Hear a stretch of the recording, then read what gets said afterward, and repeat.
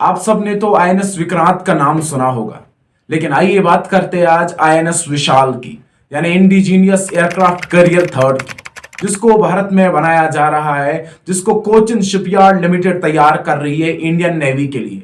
ये इंडिया में third aircraft बनने जा रहा है। इस एयरक्राफ्ट की खास बात यह है, विक्रांत के बाद इस एयरक्राफ्ट में क्या अलग होगा, साइज अलग होगा, इसमें डिस्प्लेसमेंट अलग होगा और इसमें एमएल सिस्टम इंस्टॉल किया गया होगा, यानी इलेक्ट्रोमैग्नेटिक एयरक्राफ्ट लॉन्च सिस्टम, और इसमें कैटोबॉर सिस्टम भी इंस्टॉल किया गया होगा।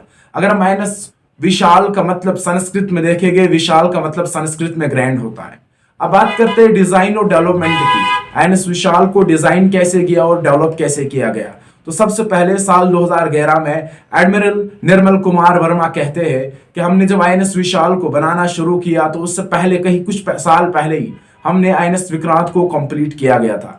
जिसके बाद उन्होंने बताया कि हमें बहुत ज्यादा स्पेंड करना पड़ेगा आईएनएस विशाल पे। उन्होंने बताया कि हमें बहुत ज्यादा खर्चा करना पड़ेगा आईएनएस विशाल पे। साल 2012 में डिजाइन किया गया, एयरक्राफ्ट का डिजाइन दिया गया और अंडरटेक कौन किसने लिया, इंडियन नेवी ने लिया। इंडियन नेवी ब्यूरो ने इसकी जिम्मेदारी ले ली कि हम इस आईएनएस विशाल को बनाएंगे इंडिया में और साल 2030 में ही इस मिशन को कंप्लीट करेंगे हम। उसके बाद क्या हुआ, साल 2015 की बात है, मई का महीना चल रहा था। Chief of the naval staff admiral Robin K Dhowan initially floated the possibility of nuclear प्रपोल्यूशन।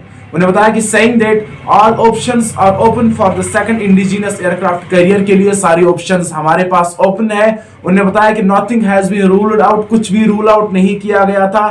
On 13 मई 2015, 13 मई 2015 की बात है, डिफेंस एक्विजिशन काउंसिल ने उन्होंने 30 crore rupees initial amount allot किए आईएनएस विशाल का काम शुरू करने के लिए। सबसे पहले भारत का बिलीव था, इंडियन नेवी का बिलीव था कि हम इस मिशन में किसी बाहर की कंट्री का मदद नहीं लेंगे, हम इस मिशन में किसी बाहर की कंट्री से हेल्प नहीं लेगी। बाद में इसको चेंज कर दिया गया, बाद में रशिया से हेल्प लेनी पड़ी, डिजाइन के लिए हेल्प लेनी पड़ी आईएनएस विशाल को कंप्लीट करने में, आईएनएस विशाल को एक सक्सेसफुल शिपयार्ड बनाने में। आईएनएस विशाल की एक खास बात है कि इसमें 55 एयरक्राफ्ट लैंड कर सकते हैं। 55 एयरक्राफ्ट आईएनएस विशाल पे लैंड कर सकते हैं, यानी एक बहुत बड़ा डिस्प्लेसमेंट होगा इसमें, एक बहुत बड़ा साइज भी होगा इसमें, तो इसमें खर्चा भी बहुत आ जाएगा इंडियन गवर्नमेंट को। उसके बाद इंडियन गवर्नमेंट ने डिसाइड किया कि हम कुछ कंट्रीज से हेल्प लेके डिजाइन करने में, अगर हम इतना ज्यादा स्पेंड कर रहे हैं तो हमें चाहिए कि हम कुछ कंट्रीज के एडवाइसेस ले ले आईएनएस विशाल को कंप्लीट करने के लिए।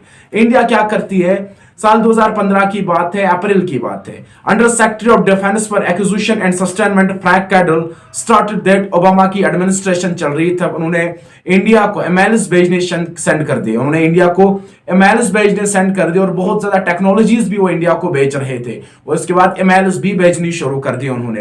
नेवी भी 4 मुख्तलिफ कंट्रीज से बात करने लगे। उन्होंने बात की, सबसे पहले अगर हम बात करें तो ब्रिटिश बीएबी सिस्टम से उन्होंने बात की। उन्होंने उनको बताया कि हमें कुछ हेल्प चाहिए आपके थ्रू, आईएनएस विशाल को डिजाइन करने में कुछ एडवाइसेस चाहिए। उसके बाद फ्रेंच डीसीएनएस से उन्होंने बात की, 2 कंट्रीज ये हो गई। उसके बाद उन्होंने अमेरिकन लॉकहेड मार्टिन से बात की, एक अमेरिका की एक कंपनी है, उनसे बात की। उसके बाद उन्होंने रशिया से बात की, बताया कि हमें आईएनएस विशाल के लिए कुछ इंफॉर्मेशन आपके थ्रू चाहिए, कुछ डिजाइन की इंफॉर्मेशन चाहिए, अगर कुछ हम लेटेस्ट इसमें इंस्टॉल करना है तो वो आप हमें बता सकते हो।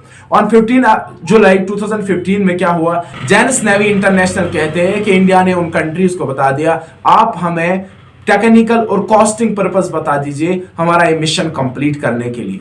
उसके बाद एक joint working group on aircraft corporation हुई, वाज आल्सो फॉर्मड। इंडिया और यूनाइटेड स्टेट्स के बीच में एक कॉर्पोरेशन बन जाती है। कोलैबोरेट करने के लिए आईएनएस विशाल के डिजाइन को कोलैबोरेट किया गया अमेरिका और इंडिया के बीच में।